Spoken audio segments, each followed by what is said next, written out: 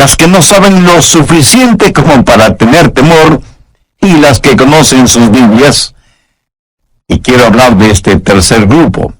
Sigamos leyendo 2 Tesalonicenses 1, desde la segunda parte del verso 7 y en adelante.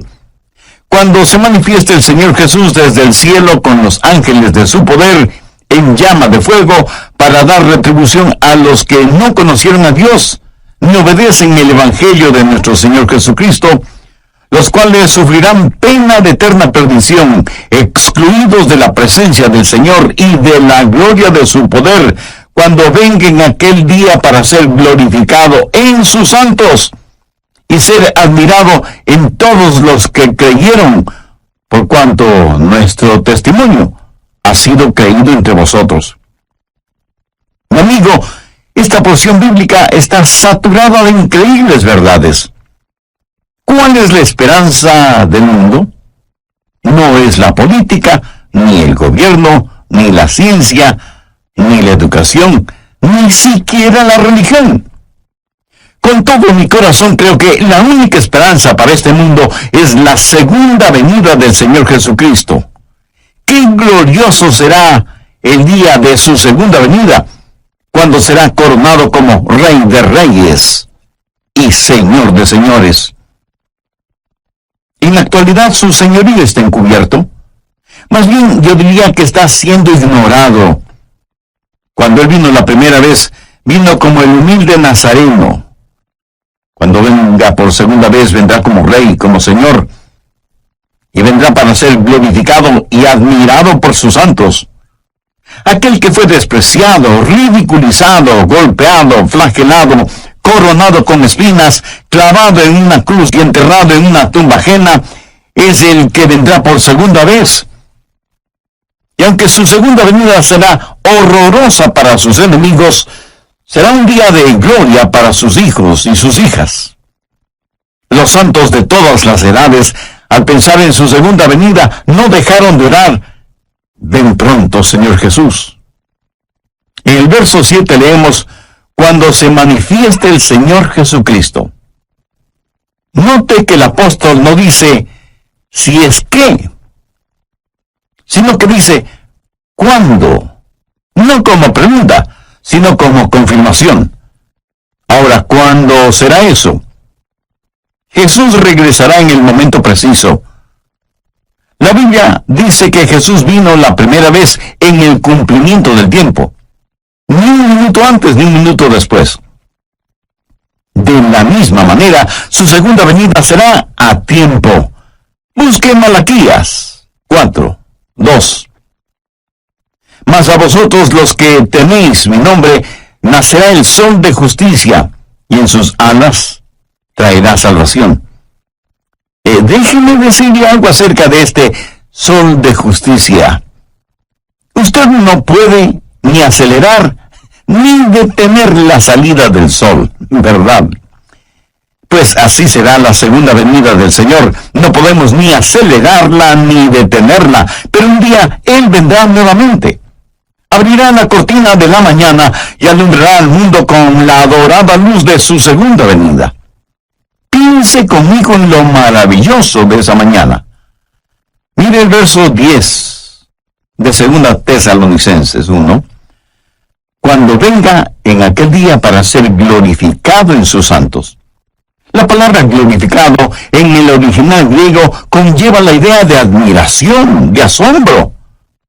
Piense en lo que vamos a ver que causará nuestra admiración, nuestro asombro. Vamos a ver la realidad de su amor transformador. Aquellos que fueron necios y odiaron a Dios serán conquistados por su soberano amor. Aquellos que fueron ciegos espirituales, sus ojos serán abiertos al glorioso esplendor del Evangelio del Señor Jesucristo. Los que estaban esclavizados por los demonios de la lujuria sexual, o el licor, o las drogas, o lo que sea, serán liberados y justificados. Veremos a todos los santos de Dios resucitar con cuerpos glorificados. Cuerpos como el del Señor Jesús. Y lo veremos como rey, como profeta, como sacerdote.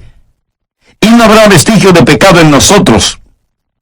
De todas estas cosas nos admiraremos y asombraremos cuando Jesús venga por segunda vez.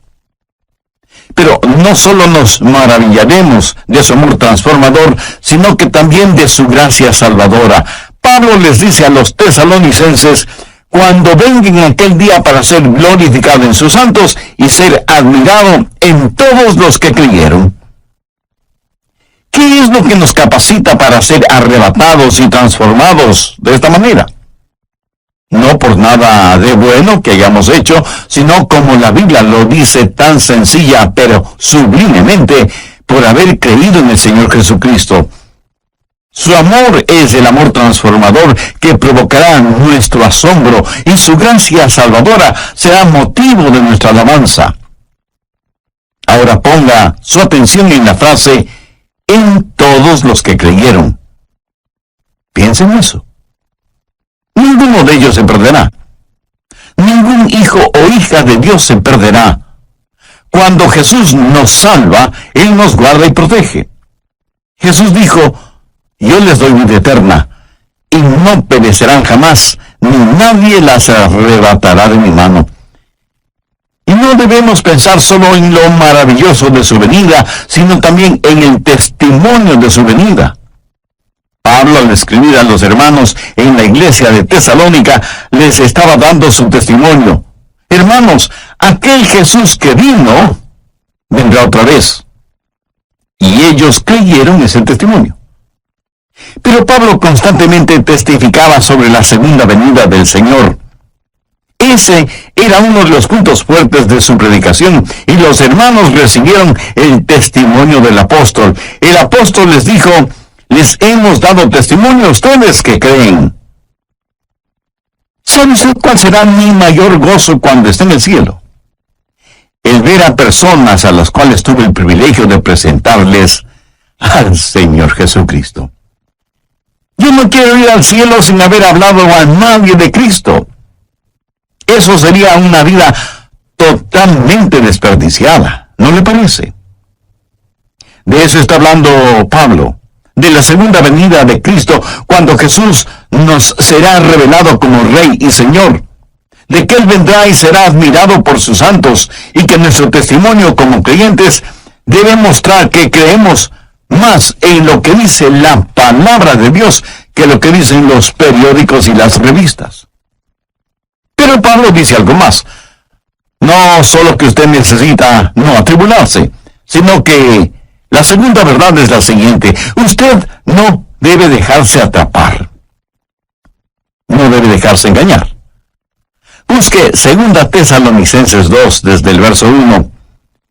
Pero con respecto a la venida de nuestro Señor Jesucristo y nuestra reunión con Él, os rogamos, hermanos, que no os dejéis mover fácilmente de vuestro modo de pensar, ni os conturbéis ni por espíritu, ni por palabra, ni por carta como si fuera nuestra, en el sentido de que el día del Señor está cerca. Nadie os engañe en ninguna manera. Ahora, lo que sucedía en la iglesia de Tesalónica es que había una diabólica decepción. Alguien había escrito una carta falsa, firmada con el nombre del apóstol, diciendo que el rapto ya se había realizado y que ahora estaban viviendo en el día del Señor. Y el día del Señor significa tribulación. Y estos hermanos estaban sufriendo porque creían que el rapto ya había sucedido y que ellos habían sido dejados. Por eso el apóstol está desenmascarando esa diabólica mentira y les pide que no se dejen engañar. Hay cualquier cantidad de engañadores y charlatanes espirituales, cualquier cantidad de autoproclamados apóstoles, profetas y maestros que engañan a muchos en nuestros días. Y esa es la razón por la que estamos estudiando profecía bíblica. Pablo les dice a los hermanos: confiad en lo que os decimos. No se atribulen, no se dejen atrapar, no se dejen engañar, no se dejen engañar por nadie de ninguna manera. Y comienza a decir lo que va a suceder para que lo sepamos. ¿Y qué es lo que debemos esperar? Mire desde el verso 3. Nadie os engañe de ninguna manera, porque no vendrá sin que antes venga la apostasía y se manifieste el hombre de pecado, el hijo de perdición, el cual se opone y se levanta contra todo lo que se llama Dios o es objeto de culto, tanto que se sienta en el templo de Dios como Dios, haciéndose pasar por Dios. ¿No os acordáis que cuando yo estaba todavía con vosotros, os decía esto? Aquí Pablo comienza a hablar de la venida del anticristo, llamado también la bestia, el hombre de pecado, el malvado, el hijo de perdición, y el juicio de Dios viene sobre él. Y Pablo dice que para que el día del Señor se haga realidad, primero tiene que darse la apostasía, y luego vendrá el anticristo, a quien el apóstol lo llama el hombre de pecado. Hay o habrá un hombre tan depravado que la Biblia lo identifica como el hombre de pecado. Actualmente estamos viendo cuán lejos ha ido la raza humana.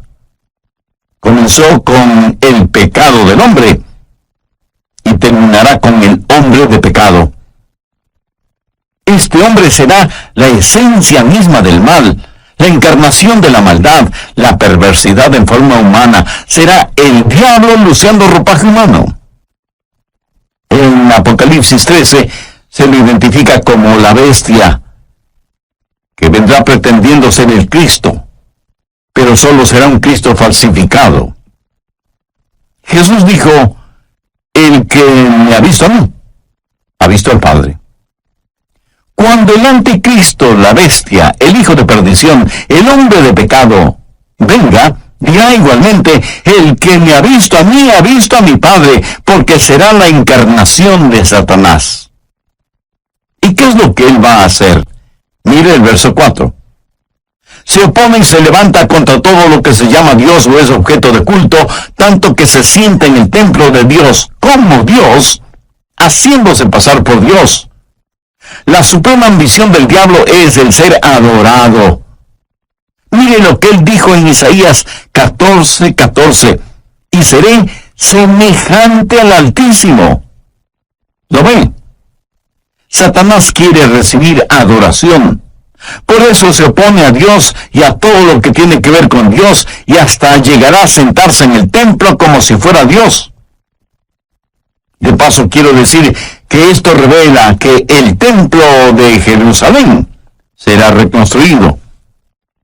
La Biblia enseña que vendrá un tiempo de apostasía, de desviarse completamente de la palabra de Dios, y que durante ese tiempo el hombre de pecado, la bestia, el anticristo, será revelado. Por eso Pablo dice en 2 Tesalonicenses 2:3, nadie os engañe en ninguna manera, porque no vendrá sin que antes venga la apostasía y se manifieste el hombre de pecado, el hijo de perdición. Aquí la palabra manifieste literalmente significa que va a ser expuesto, se va a quitar el velo o cortina que lo oculta. Ahora, si el rapto está cercano, eso quiere decir que el anticristo está ya vivo y presente en algún lugar de nuestro planeta Tierra, y está esperando el momento oportuno para darse a conocer, para quitarse el disfraz. El apóstol Pablo dice claramente que ya está en nuestro mundo el espíritu del anticristo. Anote 2 Tesalonicenses 2, los versos 6 y 7. Y ahora vosotros sabéis lo que lo detiene, a fin de que a su debido tiempo se manifieste. Porque ya está en acción el misterio de la iniquidad, solo que hay quien al presente lo detiene, hasta que él a su vez sea quitado de en medio. Aquí se habla del poder que restringe al diablo. Pablo dice que existe en el mundo un espíritu de iniquidad, y por eso es que la maldad es tan prevalente en nuestros días. Estuvo presente en la época de Pablo, tanto como lo está presente en nuestra época. Estamos enfrentando seres espirituales de maldad que están bien organizados, son inteligentes, invisibles, incansables. La Biblia los identifica como el misterio de iniquidad. Es una conspiración diabólica que se hará más fuerte en los últimos días, liderada por el anticristo. Sin embargo, la Biblia dice que esta conspiración está siendo detenida, restringida. Mire nuevamente el verso 7, porque ya está en acción el misterio de la iniquidad, solo que hay quien al presente lo detiene hasta que él a su vez sea quitado de medio. ¿Quién es el que restringe a Satanás? Verá, Satanás no puede hacer todo lo que hoy quiere hacer, pero que un día sí lo hará. Hay alguien que detiene a ese anticristo, a este superhombre de Satanás, para que no haga todo lo que quisiera hacer este mismo momento. ¿Quién tiene ese poder para restringir las actividades de Satanás?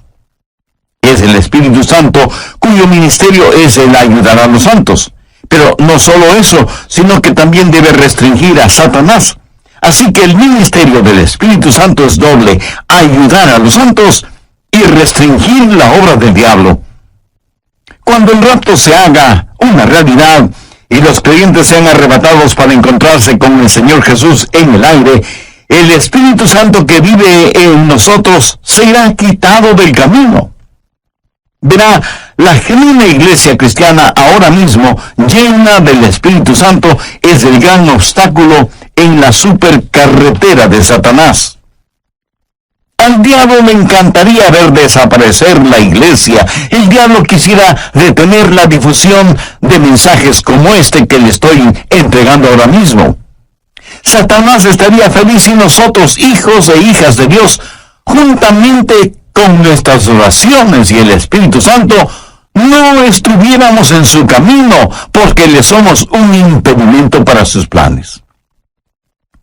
La iglesia, llena del Espíritu Santo, es la fuerza que restringe la obra de Satanás en el mundo. Y si usted cree con toda razón que hay extrema maldad en el mundo, imagínese lo que sería y lo que será cuando el Espíritu Santo y la iglesia sean quitados del mundo. ¿Está usted lleno del Espíritu Santo? Lo estará si tiene a Cristo en su vida. En el programa anterior vimos 2 de 3 extraordinarias verdades que encontramos en 2 Tesalonicenses 1, los versos del 7 al 10. Primera, usted no necesita estar atribulado. Segunda, usted no debe dejarse engañar o atrapar. Bien, prosigamos con nuestro estudio. Uno de estos días, en un abrir y cerrar de ojos, en un parpadeo, seremos arrebatados.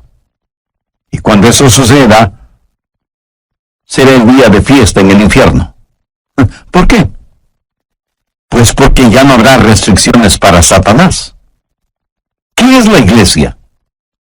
La iglesia es sal y luz. ¿Qué es lo que hace la sal? Bueno, hace varias cosas: purifica, conserva, descontamina, pero también pica, quema e irrita. Somos la sal de la tierra, y cuando la sal sea quitada, comenzará el proceso de purificación. También somos la luz del mundo. Cuando esa luz sea quitada, las tinieblas cubrirán el mundo.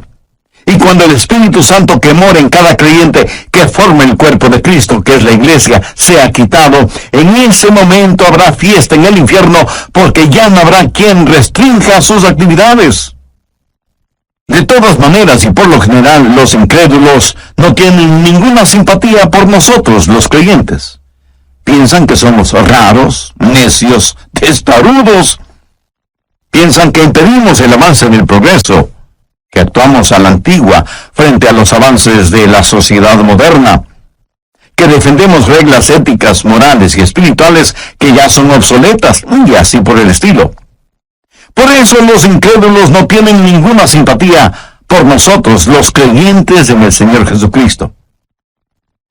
Pero uno de estos días abandonaremos este planeta. Ya no estaremos aquí. Uno de estos días el Espíritu Santo dejará de ejercitar su poder para restringir, y entonces nada impedirá que el turbulento diluvio de la maldad cubra toda la tierra. Ese es el tiempo que la Biblia lo identifica como la gran tribulación. Pablo les dijo a los tesalonicenses que no deben sentirse atribulados, que confíen en sus enseñanzas y que el día del Señor estaba cerca. pero también les pidió que no se dejen engañar con cartas falsas o por charlatanes que mentían acerca de la segunda venida del Señor, y que el tiempo de la tribulación todavía no había llegado. La tribulación tendrá lugar después del rapto de la iglesia, después de la apostasía, después de que se manifieste el hombre de pecado, el hijo de perdición, el anticristo.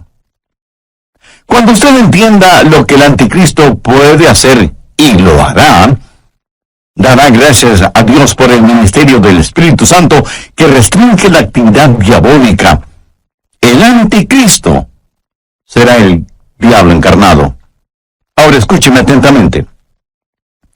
El anticristo será un gran genio intelectual. Su autoridad será sobrecogedora. Su odio hacia quienes no están con él será extraordinario. Sus técnicas manipuladoras serán incomparables.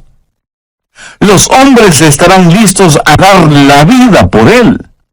Las mujeres se desmayarán a sus pies y los niños pronunciarán su nombre como si fuera una alabanza. Y se presentará como un gran líder mundial. Él será parte del plan maestro de Satanás, que convertirá a este mundo en un enorme campo de concentración en donde los seres humanos, todos los seres humanos serán numerados. Este número, esta marca, será lo único que permitirá a hombres y mujeres el comprar o el vender. Él será el Zoom de los Atilas, los Hitlers, los Stalins, los Idi Amins, los Saddam Husseins, que han existido y que existirán. Piense, la maldad de todos ellos en un solo hombre. Por eso la Biblia lo identifica como el hombre de pecado. Tendrá registrados a todos los seres humanos en una supercomputadora y bajo un régimen del cual no podrán escapar. Y mientras más las máquinas actúan como hombres y más los hombres actúan como máquinas, será evidente la gran tribulación. Habrá días de tortura y de terror. Y quienes no hayan recibido al Señor Jesucristo como Salvador antes de la tribulación, creerán todas las mentiras del anticristo. Veamos 2 Tesalonicenses 2, los versos 11 y 12. Por esto Dios les envía un poder engañoso para que crean la mentira, a fin de que sean condenados todos los que no creyeron a la verdad, sino que se complacieron en la injusticia. Resumamos un poco lo estudiado hasta este momento. Primero, usted no necesita estar atribulado.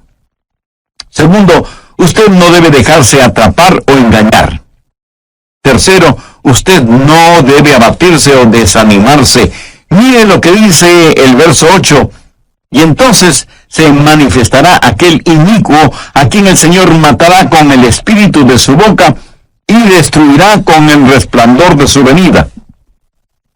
Note que aquel inicuo específicamente se refiere a una persona, a un hombre, y es a este inicuo al que el Señor destruirá.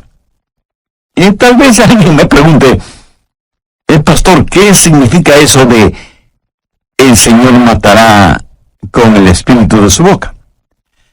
Bueno, gracias por la pertinencia de esa pregunta. Para contestarla, permítame a mí hacerle una pregunta. ¿Sabe usted cómo va a ser peleada la batalla de Armagedón? Por si no lo ha notado, la Biblia dice que la batalla de Armagedón se peleará con palabras que saldrán de la boca de Jesús. ¿Cuáles serán esas palabras? Dos sencillas, pero poderosas palabras. Cáiganse muertos. Eso es. Jesús los consumirá con el espíritu de su boca y con el resplandor de su venida.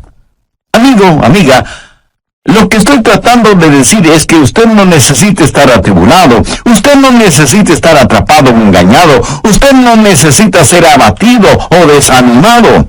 ¿Por qué? Se lo digo con toda la unción y la emoción de mi alma, porque Jesús vendrá otra vez. Permítame repetirlo hasta que lo entienda muy bien. Jesús vendrá otra vez. También deseo que aprendan lo siguiente. Hay dos aspectos de la segunda venida de Cristo. Y cuando se habla de su segunda venida, literalmente se está hablando de su aparición física y corporal entre los hombres. No es primordialmente una determinada fecha, sino más bien una serie de eventos que sucederán cuando nuestro Señor Jesucristo venga nuevamente. ¿Cuáles son algunos de esos eventos? En primer lugar, Él viene por su novia, la iglesia, y esa venida será dulce y secreta. Miren lo que Pablo dice en 2 Tesalonicenses 2:1.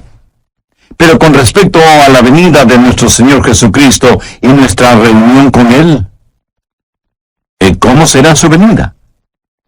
Busque por favor 1 Tesalonicenses 4:16.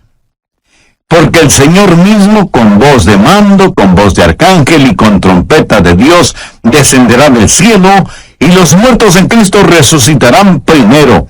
Luego nosotros, los que vivimos, los que hayamos quedado, seremos arrebatados juntamente con ellos en las nubes para recibir en el aire, y así estaremos siempre con el Señor. Así que, primero Cristo viene por su novia, la iglesia. En segundo lugar, Cristo viene con su novia, la iglesia.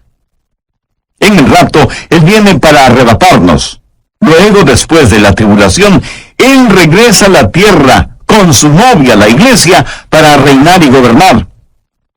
Primero Él viene como novia a buscar a su novia, pero luego regresa como rey soberano a gobernar por 1000 años en la tierra. Serán 1000 años gloriosos de un reino de justicia y de equidad. Y lo que va a suceder será lo siguiente. El Señor Jesucristo destruirá al anticristo. Jesús vendrá en toda su majestad. El anticristo tiene un número, el 666, la marca de la bestia, y querrá que todos los seres humanos la tengan. Usted sabe que el número perfecto es el 7. Y en ese sentido, el 777 es el número de Jesús. Ahora, teniendo esto en cuenta, note cómo voy a leer 2 Tesalonicenses 2:8. Entonces se manifestará aquel inicuo, o sea, el 666, a quien el Señor, o sea, el 777, matará con el espíritu de su boca y destruirá con el resplandor de su venida. ¿No le parece eso extraordinario? Cuando Jesús vino la primera vez, vino para sufrir, padecer y morir por nosotros. Cuando Él venga la segunda vez, vendrá para reinar en poder. Cuando vino la primera vez, le pusieron una corona de espinas. Cuando venga por segunda vez, lucirá su brillante corona de gloria. Cuando vino la primera vez, vino para morir en lugar de los pecadores. Cuando venga por segunda vez, será para ejecutar el juicio sobre los pecadores no salvos, porque Jesús es tanto Salvador como juez.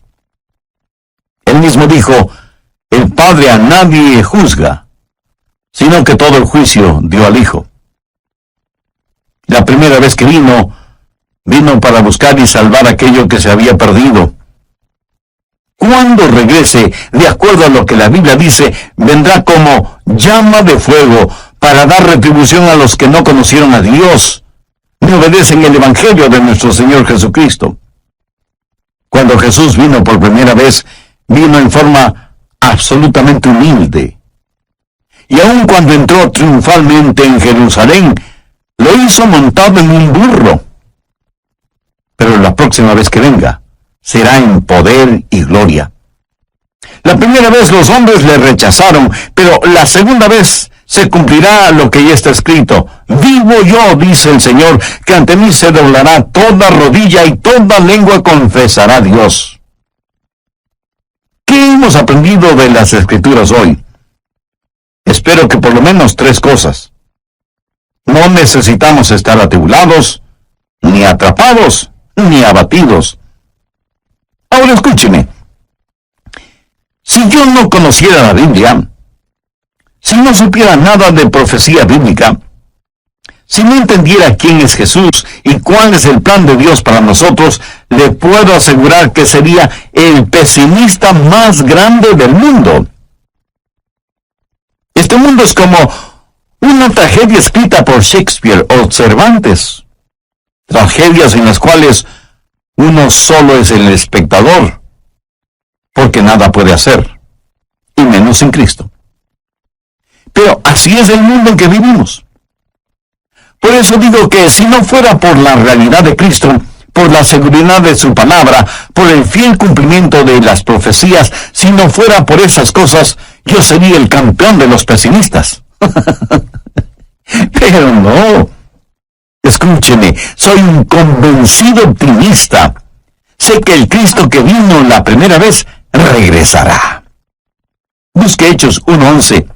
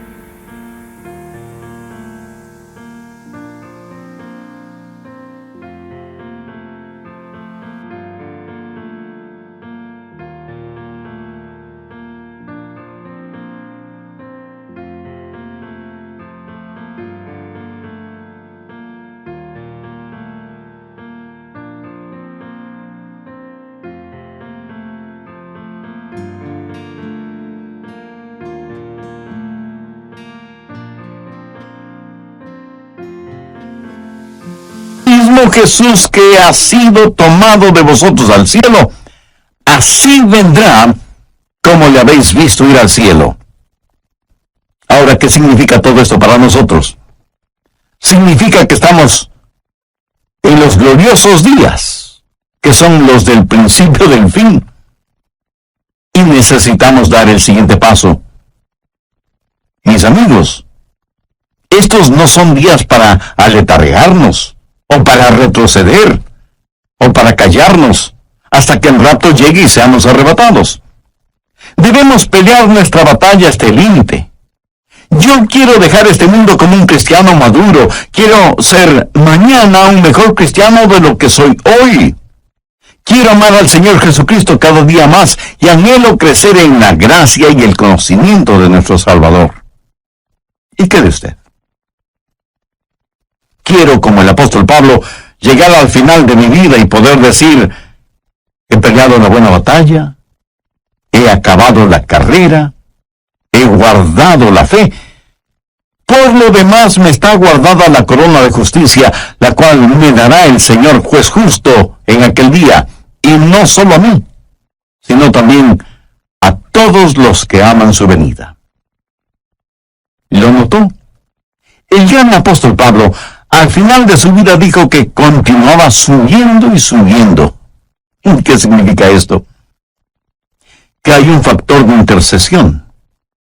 Si Jesús regresa, debemos estar orando por los nuestros que aún no conocen al Señor como Salvador. Debemos alcanzar a cuantos podamos y prepararles para el rapto. Debemos ganar almas para Cristo. Así que no tenemos solo un factor de intercesión, sino también el factor de ganar almas, de decirle a la gente acerca de Jesús. Debemos tener compasión por las almas que se pierden sin Jesucristo, así como también Él tuvo compasión por nosotros.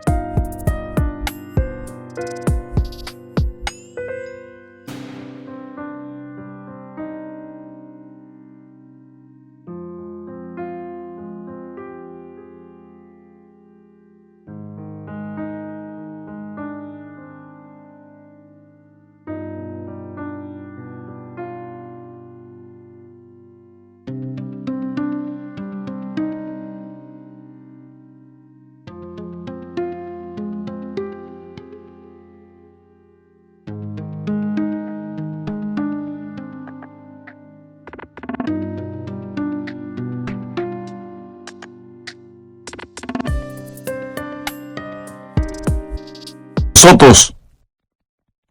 Y hay además el factor preparación. Usted debe sumergirse en las verdades de la Biblia. Este mundo es tan vil y corrompido, y usted necesita defender y enseñar a sus hijos, a sus nietos. Atesore las profecías bíblicas en su corazón y compártalas en su hogar con sus seres amados, y afuera con los vecinos, y en la oficina con sus amigos. Prepárelos para lo que vendrá sobre este asunto.